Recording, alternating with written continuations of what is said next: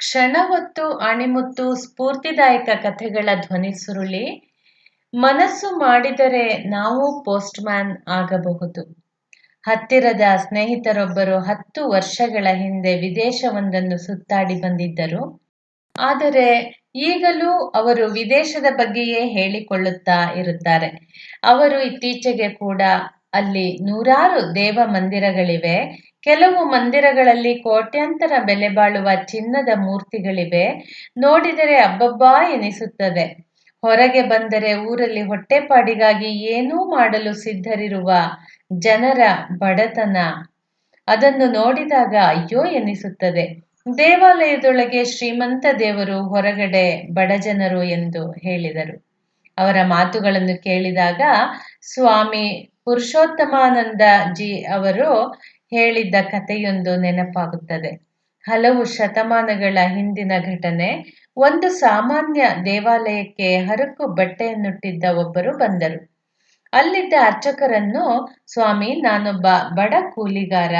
ಹಲವಾರು ವಾರಗಳಿಂದ ಕೂಲಿ ಕೆಲಸ ಸಿಕ್ಕಿಲ್ಲ.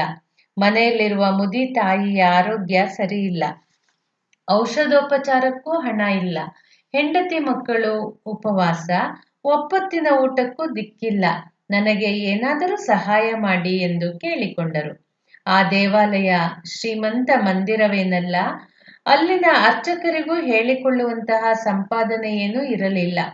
ಅವರ ಬಳಿ ಬಿಡಿಗಾಸೂ ಇರಲಿಲ್ಲ. ಆದರೆ ಆತನನ್ನು ಬರಿಗೈಯಲ್ಲಿ ಕಳುಹಿಸಲು ಮನಸ್ಸು ಒಪ್ಪಲಿಲ್ಲ. ಅವರಿಗೆ ಏನನ್ನಿಸಿತೋ ಏನೋ, ಅವರು ಮಂದಿರದೊಳಕ್ಕೆ ಹೋದರು. ಅಲ್ಲಿದ್ದ ಹಲವಾರು ವಿಗ್ರಹಗಳಲ್ಲಿ ಒಂದು ವಿಗ್ರಹವನ್ನು ತಂದು ಬಡ ಮನುಷ್ಯನಿಗೆ ಕೊಟ್ಟರು. ಅಯ್ಯ, ಇಂದು ನನ್ನ ಬಳಿ ಏನೂ ಇಲ್ಲ. ಆದರೆ ನಿಮ್ಮನ್ನು ಬರಿಗೈಯಲ್ಲಿ ಕಳುಹಿಸಲು ಮನಸ್ಸಿಲ್ಲ. ಈ ವಿಗ್ರಹವನ್ನು ತೆಗೆದುಕೊಂಡು ಹೋಗಿ ಇದನ್ನು ಮಾರಿಬಿಡಿ. ಸಿಗುವ ಹಣವನ್ನು ನಿಮ್ಮ ತಾಯಿಯ ಚಿಕಿತ್ಸೆಗೆ, ಔಷಧೋಪಚಾರಕ್ಕೆ ಬಳಸಿಕೊಳ್ಳಿ. ಉಳಿದ ಹಣ ನಿಮ್ಮ ಹೆಂಡತಿ ಮಕ್ಕಳ 1-2 ವಾರದ ಊಟಕ್ಕೆ ಸಾಕಾಗಬಹುದು. ತೆಗೆದುಕೊಳ್ಳಿ ಎಂದು ಆತನ ಕೈಗೆ ವಿಗ್ರಹವನ್ನು ಕೊಟ್ಟರು. ಬಡ ಮನುಷ್ಯ ಕಕ್ಕಾಬಿಕ್ಕಿಯಾದರು. ಏನು ಹೇಳಲು ಅವರ ಬುದ್ಧಿಗೆ ತೋಚಲಿಲ್ಲ. ಆದರೆ ಕೊಡುಗೆಯನ್ನು ನಿರಾಕರಿಸಲು ಮನಸ್ಸು ಒಪ್ಪಲಿಲ್ಲ. ಅರ್ಚಕರಿಗೆ ಬಾಯ್ತುಂಬ ಧನ್ಯವಾದಗಳನ್ನು ಹೇಳಿ ವಿಗ್ರಹವನ್ನು ತೆಗೆದುಕೊಂಡು ಹೋದರು. ಅಲ್ಲಿದ್ದ ಭಕ್ತರೊಬ್ಬರು ಅರ್ಚಕರನ್ನು, ನೀವೆಂತಹ ಕೆಲಸ ಮಾಡಿದಿರಿ? ಪೂಜಿಸುವ ವಿಗ್ರಹವನ್ನೇ ಕೊಟ್ಟು ಬಿಟ್ಟಿರಲ್ಲ, ಇದು ಧರ್ಮದ್ರೋಹ ಅಲ್ಲವೇ ಎಂದು ಕೇಳಿದರು. ಅರ್ಚಕರು, ನನ್ನ ದೃಷ್ಟಿಯಲ್ಲಂತೂ ಇದು ದ್ರೋಹ ಅಲ್ಲ. ನಮ್ಮ ಮಂದಿರದಲ್ಲಿರುವ ಅನೇಕ ಮೂರ್ತಿಗಳಲ್ಲಿ ಒಂದು ಮೂರ್ತಿಯನ್ನು ಕೊಡುವುದರಿಂದ ಪೂಜೆಗೇನೂ ಕುಂದು ಬರುವುದಿಲ್ಲ.